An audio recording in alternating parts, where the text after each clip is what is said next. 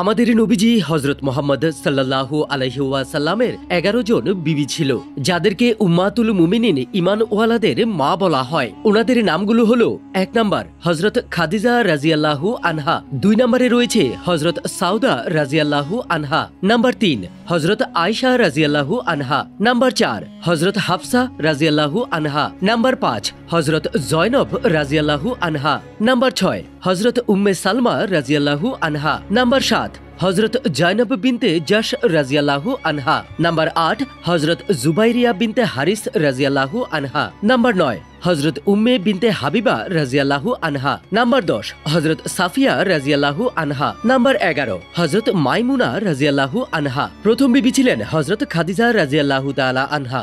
ওনার জীবনকালে নবীজি দ্বিতীয় বিয়ে করেননি। হযরত আয়েশাই একমাত্র বিবি ছিলেন যিনি কুমারী ছিলেন। বাকি বিবিগুলো হয়তো বিধবা ছিল, নয়তো তালাকপ্রাপ্ত। প্রত্যেকটা বিয়ের পিছনে ইসলামী হিকমত আর এতিমদের দেখাশোনা, বিভিন্ন কাবিলাদের সাথে সম্পর্ক ও ইসলামের দাওয়াতের কারণ ছিল।